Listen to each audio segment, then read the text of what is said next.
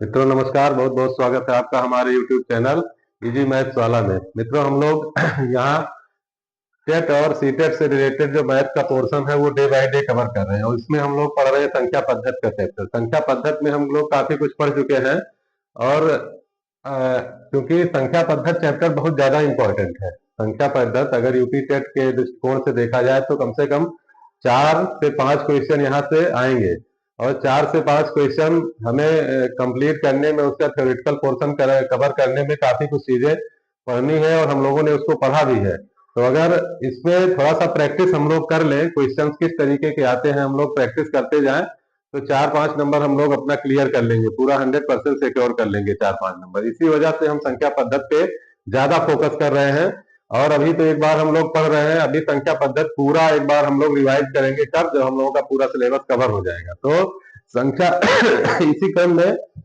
हम लोगों ने यूनिट डिजिट पढ़ लिया है, शेषफल प्रमेय पढ़ लिया है और आज कल भी हम लोगों ने कुछ क्वेश्चन किए थे यूनिट डिजिट और शेषफल के। तो आज भी उसी क्रम में हम लोग कुछ अच्छे अच्छे क्वेश्चन सॉल्व करेंगे जो या तो आए हुए हैं, प्रीवियस ईयर में आए हुए हैं टेट में, या तो फिर आने की उनकी प्रबल संभावना है। तो इसी क्रम में एक क्वेश्चन हम लोगों का है कि जब, पहला क्वेश्चन हम लोग लिखते हैं, जब यम कोई संख्या है, ठीक है ना, 7 से विभाजित किया जाता है, 7 से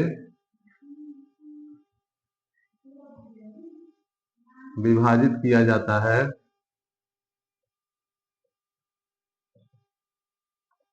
तो शेषफल 5 आता है। तो शेषफल 5 आता है। जब 3m को 7 से विभाजित किया जाएगा, जब 3m को 7 से विभाजित किया जाएगा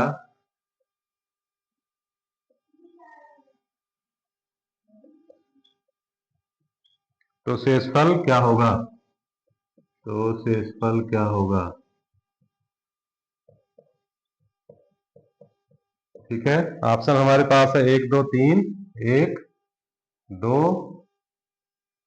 बी ऑप्शन है 2, सी ऑप्शन है 3 और डी ऑप्शन है 0। ठीक है ना।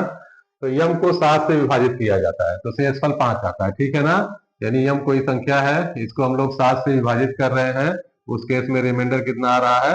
5 आता है। ठीक है ना। तो जब 3 यम को विभाजित किया जाएगा किससे, तो रिमाइंडर क्या होगा उस केस में। ठीक है ना, यही हमें निकालना है। ठीक है ना। तो एक चीज यहाँ कंसेप्ट ये आप लोग ध्यान रखिएगा कि जैसे ही हम यहाँ मान लीजिए यहाँ यम है और यहाँ 3m हो गया, संख्या 3 गुनी हो गई हमारी, संख्या क्या हो गई? 3 गुनी हो गई, तो रिमाइंडर भी हमारा क्या हो जाएगा? रिमाइंडर भी हमारा 3 गुना हो जाएगा। ठीक है ना, इसका मतलब इस केस में रिमाइंडर कितना आएगा? 15 आएगा। अब चूंकि ये 7 जो है 15 से कम है, 7 15 से कम है, ठीक है ना, तो ये 15 कभी नहीं, ये 7 जो है क्या होगा? 7 से फिर हम 15 को डिवाइड कर देंगे तो 7 दूना 14, 1 बच गया, तो आंसर हमारा कितना होगा? 1 आंसर हमारा सही होगा कि इसका रिमाइंडर कितना आएगा? 1 आएगा। ठीक है ना। इसमें यही कंसेप्ट काम करेगा कि जैसे मान लीजिए हम लोगों ने 19 है, 19 को 6 से हमने डिवाइड किया, ठीक है ना, तो रिमाइंडर हमारा कितना आ गया? 1 आ गया। 6 18, रिमाइंडर 1 बचा। ठीक है ना। मान लीजिए हम इस संख्या को 2 गुना कर दिए, 3 गुना, 5 गुना कर दिए, ठीक है ना। मान लीजिए इस संख्या को हम 5 4 गुना कर दीजिए तो 76 हो गया। अब 76 को भी 6 से जब डिवाइड करेंगे तो कितना आ जाएगा? इस संख्या को हमने कितना किया? 4 गुना, तो 4 गुना रिमाइंडर ही आना चाहिए। ठीक है ना, 4 गुना रिमाइंडर आना चाहिए। इसका मतलब क्या होगा कि इसको डिवाइड करके देखिए, 6 एकम 6, 16, 6 दूना 12, 4 16, ठीक है ना, तो रिमाइंडर कितना आ गया? 4 आ गया। तो सीधा सा वही कंसेप्ट है कि जब संख्या हमारी 3 गुनी हो गई तो रिमाइंडर भी हमारा कितना हो गया? 3 गुना हो गया, और 3 गुने को फिर हम 7 से एक बार डिवाइड करेंगे, ठीक है ना, तो उस केस में रिमाइंडर हमारा कितना आ जाएगा? 1 आ जाएगा। ठीक है ना। तो ऐसे सवाल आ सकते हैं हमारे टेट में और इसी वजह से ये सारे सवाल हम लोग बहुत अच्छे से सीरियसली इसको करेंगे। ठीक है ना।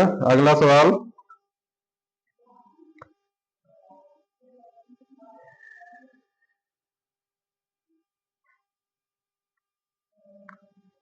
जब एक पूर्णांक को 5 से विभाजित किया जाता है, उसी तरीके का सवाल है। जब एक पूर्णांक n को 5 से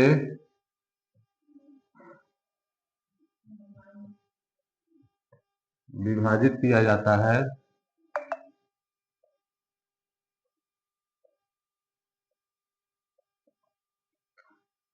तो शेषफल 3 प्राप्त होता है। तो शेषफल 3 प्राप्त होता है। यदि 6n को 5 से विभाजित किया जाए तो शेषफल क्या होगा? यदि 6n को 5 से विभाजित किया जाए, 5 से विभाजित किया जाए तो शेषफल क्या होगा? ठीक है ना।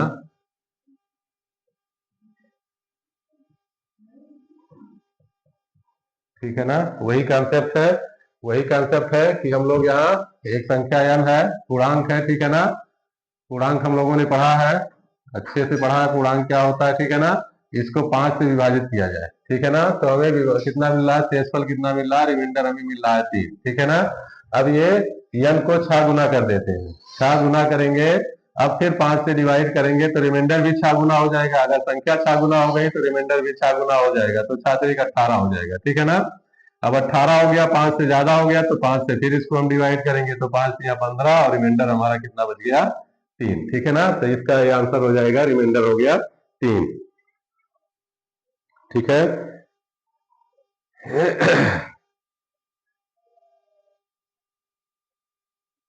चलिए एक और आसान सा सवाल, ये वही सवाल यहाँ कवर करेंगे। सवाल तो हमारे पास और भी हैं हाई लेवल के, लेकिन सवाल हम लोग क्वेश्चन वही करेंगे जो टेट में पूछा जाए, प्राइमरी या जूनियर किसी भी एग्जाम में पूछ लिया जा सकता है ये, ठीक है ना। एक हमारे पास सवाल है, जब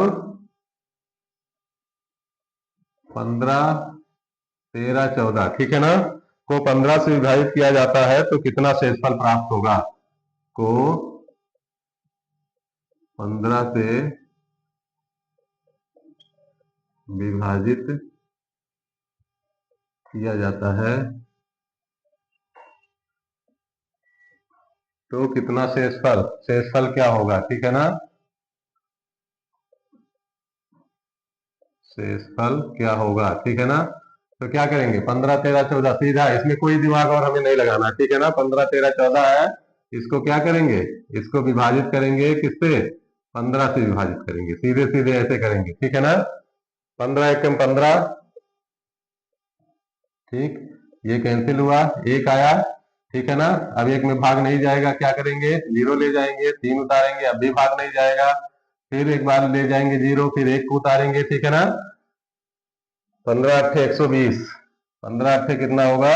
120 होगा, एक आ गया, 11 आ गया, ठीक है ना। फिर इस 4 को उतारेंगे और फिर 15 सत्ते 105, ठीक है ना। अब यहाँ कितना आ जाएगा? 14 में से 5 गया 9, तो 9 शेषफल हमारा ये आ जाएगा, ठीक है ना। शेषफल यहाँ कितना आ जाएगा? 9 आ जाएगा, ठीक। अब थोड़ा दूसरे टाइप के क्वेश्चन पे हम लोग बढ़ते हैं आगे।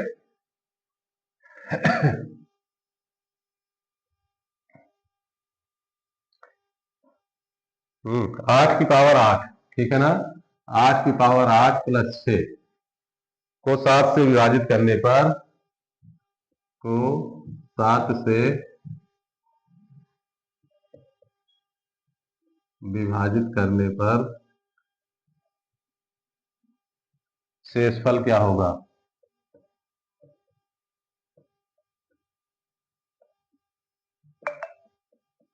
शेषफल क्या होगा, ठीक है ना। तो यहां हम लोग क्या करेंगे? 7 से विभाजित करना है, 8 की पावर 8 प्लस 6 को कितने से? 7 से विभाजित करना है। तो हम लोग कॉन्सेप्ट निगेटिव रिमाइंडर का कॉन्सेप्ट भी हम लोगों ने पढ़ा है, ठीक है ना। इसको हम लोग कैसे लिख सकते हैं? 8 की पावर 8 को 7 से डिवाइड करेंगे प्लस 6 को 7 से डिवाइड करेंगे, अलग अलग रिमाइंडर हम लोग देख लेंगे। तो 8 को 7 से डिवाइड करेंगे तो शेषफल 1 आएगा, तो 1 की पावर 8 हो गया और प्लस यहाँ 6 को 7 से डिवाइड करेंगे तो शेषफल कितना आएगा, -1 आएगा। ठीक है ना, ये हम लोगों ने पढ़ा है, निगेटिव रिमाइंडर का कंसेप्ट हम लोगों ने देखा है। जो लोग वीडियो नहीं देखे होंगे तो हमारी वीडियो पड़ी हुई है निगेटिव रिमाइंडर का कंसेप्ट, ठीक है ना, कंसेप्ट ऑफ निगेटिव रिमाइंडर। ठीक है, वहां आप लोग जाके देखेंगे तो ये कंसेप्ट आपको क्लियर हो जाएगा। जैसे तो ये कितना आ जाएगा, 1 की पावर 8 1 हो गया, ठीक है ना, और ये प्लस माइनस माइनस हो गया 1, तो यहाँ कितना आ जाएगा, जीरो रिमाइंडर आ जाएगा। जीरो रिमाइंडर का मतलब क्या होगा कि ये पूरी की पूरी संख्या क्या होगी, 7 से डिवाइड हो रही होगी। ठीक है ना, 7 से डिवाइड हो रही होगी। ठीक, तो इस तरीके का क्वेश्चन भी पूछा जा सकता है। अब चलते हैं हम लोग दूसरे टाइप के क्वेश्चन पे।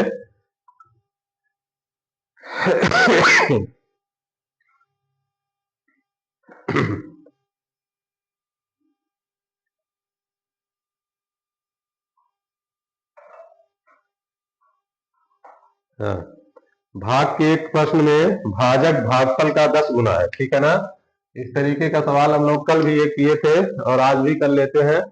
ठीक है, एक सवाल, भाग के एक प्रश्न में भाजक भागफल का 10 गुना है। भाजक क्या है, भागफल का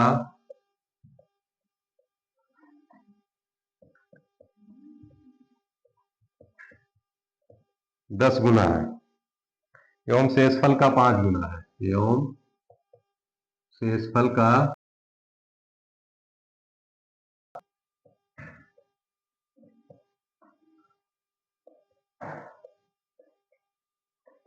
5 गुना है।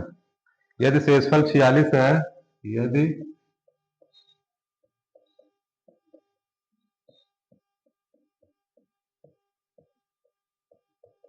शेषफल 46 है तो भाज्य होगा,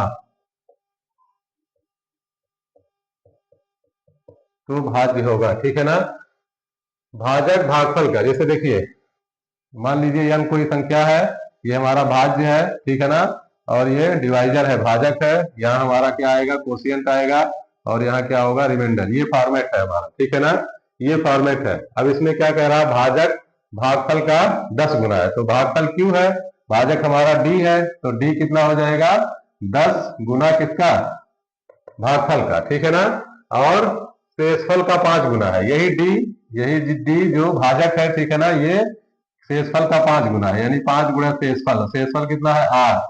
अब यहाँ शेषफल की वैल्यू दी गई है, ठीक है ना, शेषफल की वैल्यू दी गई है, यानी आर की वैल्यू हम लिख लेंगे, तो 5 गुणा 46 हो गया। 5 गुणा 46 कितना हो जाएगा, 5 6 30 और 5 चौक 20 3 23, 230 हो गया। यानी जो हमारा डिवाइजर है, भाजक है, वो कितना हो गया, 230 हो गया। ठीक है ना, अब 230 अगर भाजक हो गया 230, तो ये 230 हम रखेंगे और 10 गुणा क्यू करेंगे, तो यहाँ से क्यू की वैल्यू कितनी आ जाएगी, क्यू की वैल्यू आ जाएगी हमारी 23। ठीक है ना, क्यू की वैल्यू 23 हो गई।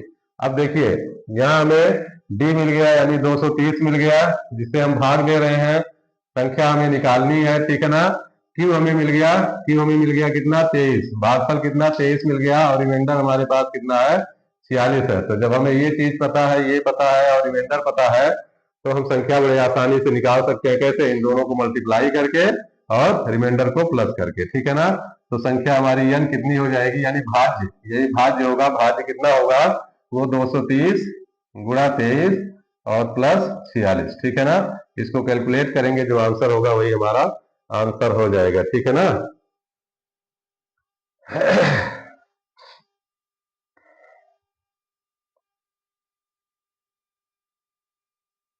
चलो एक सवाल और हम लोग करते हैं।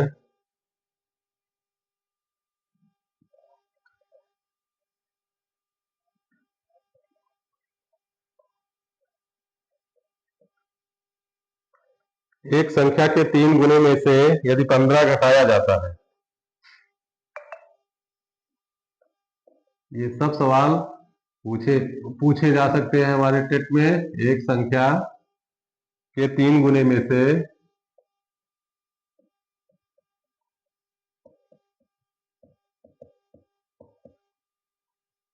यदि 15 घटाया जाए, यदि 15 घटाया जाए तो 120 प्राप्त होता है। 120 प्राप्त होता है। संख्या ज्ञात कीजिए। संख्या है, ठीक है ना।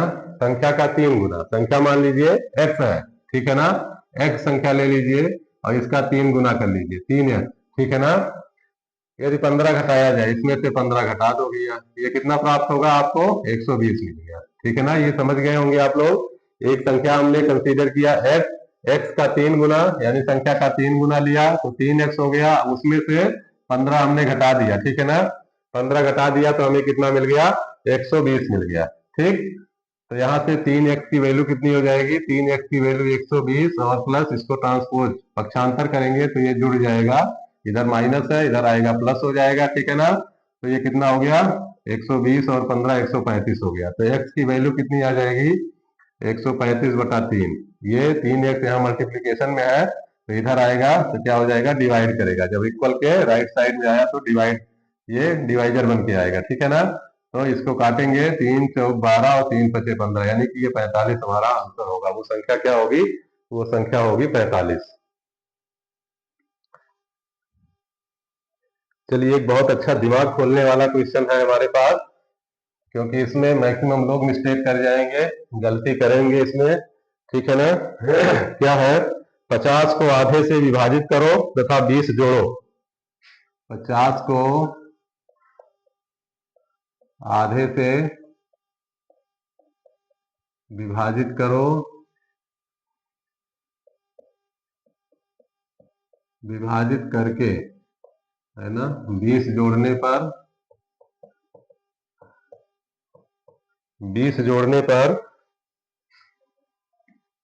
तथा 35 घटाने पर, 20 जोड़ने तथा 35 घटाने पर, तथा 35 घटाने पर क्या मिलेगा? क्या प्राप्त होगा? क्या प्राप्त होगा, ठीक है ना। यानी हमें कौन सी संख्या मिलेगी, ठीक है ना। 50 को आधे से विभाजित करके और उसमें 20 जोड़ दिया जाए, ठीक है ना। तो एक बार दिमाग आप लोग लगा लीजिए, फिर हम लगाएंगे इस क्वेश्चन को। तब तक हम दूसरा क्वेश्चन एक देख लें, ढूंढ लें।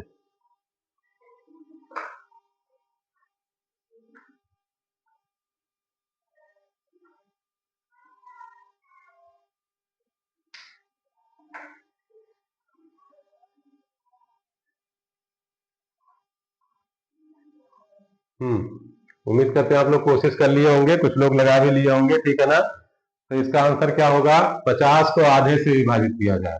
अच्छा, ईमानदारी से बताना कितने लोग जो है इसको ऐसे किए हैं, 50 को आधे से विभाजित कर दिए ऐसे, ठीक है ना, और प्लस 20 कर दिए और माइनस 35 कर दिए, ठीक है ना। तो अगर ऐसे कर रहे हैं तो हम सबसे बड़ी मूर्खता का काम कर रहे हैं, ये ऐसे नहीं होगा, ठीक है ना। ये मूर्खता हम लोग नहीं कर सकते। क्या क्या कह रहा है ये? क्वेश्चन को पढ़ो। 50 को आधे से विभाजित किया जा रहा है, ठीक है ना। 50 को आधे का मतलब कितना हो गया? 1/2 हो गया। 50 को आधे से विभाजित किया जा रहा है। 50 को आधे से विभाजित करने का मतलब कि 1/2 से विभाजित कर लो। आधा का मतलब 0.5 भी होता है, 0.5 से विभाजित कर लो, ठीक है ना। और क्या करेंगे फिर? इसमें 20 जोड़ेंगे, 20 जोड़ेंगे और 35 घटाएंगे। अब हमें क्या मिलेगा, ठीक है ना। तो क्या हो जाएगा? यहाँ दशमलव हटाओ, 0 बढ़ाओ और ये 100 हो गया, यानी कि 100 में 20 जोड़ेंगे और माइनस 35 करेंगे तो 120 हो गया। 100 प्लस 120 और माइनस 35 तो कितना आ जाएगा? 85। 85 और 35 कितना हो जाएगा? 120 होगा, ठीक है। तो ये होगा हमारा आंसर। तो ये गलती हम लोग कभी नहीं करेंगे। यहाँ यहाँ थोड़ा सा कंफ्यूजन होगा, कुछ लोग इसको क्या करेंगे? 2 से डिवाइड करेंगे, 50 का आधा करेंगे, ठीक है ना। लेकिन क्वेश्चन कुछ और कह रहा है यहाँ पे, ठीक है। अगला क्वेश्चन है, ये सारे के सारे क्वेश्चन बहुत ज्यादा इंपॉर्टेंट है, और अभी हम लोग एक एक इसमें एक क्वेश्चन पढ़ेंगे संख्या पद्धति में। उसके बाद जब हम लोगों का सिलेबस कवर हो जाएगा, प्रीवियस ईयर वगैरह पेपर तो हम लोग करेंगे ही करेंगे, फिर एक बार हम लोग इसको रिवाइज करेंगे इस चैप्टर को, ठीक है ना। मार्टिन के पास कुछ मार्बल है, ठीक है ना। उनमें से उसने 14 खो दिए। कुछ मार्बल है, मान लीजिए राम के पास, राम के पास कुछ मार्बल हैं,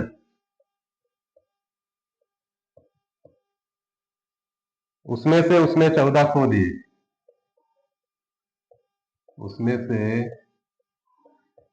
उसने 14 खो दिए, फिर भी उसके पास 6 रह गए, फिर भी उसके पास 6 मार्बल रह गए, ठीक है ना, 6 रह गए। आरंभ में उसके पास कितने मार्बल थे? आरंभ में उसके पास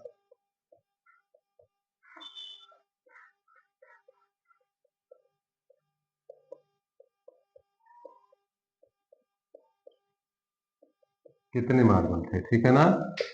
तो कुछ मार्बल है, मान लीजिए एक्स था, उसके पास एक्स मार्बल था, उसमें से उसने 14 खो दिए, 14 माइनस कर दो, अगर 14 गायब हो गया फिर उसके पास कितना बचा? 6 बचा। इसका मतलब एक्स कितना रहा होगा? उसके पास 20 मार्बल रहा होगा, 14 उसने गायब कर दिया, तो कितना बचा? 6 बचा, ठीक है ना। तो क्वेश्चन ऐसे ही आएंगे, बहुत ज्यादा डिफिकल्ट क्वेश्चन नहीं आएंगे, बस हमको थोड़ा सा कंसंट्रेट होकर क्वेश्चन को अटेम्प्ट करने की जरूरत है, ठीक है ना।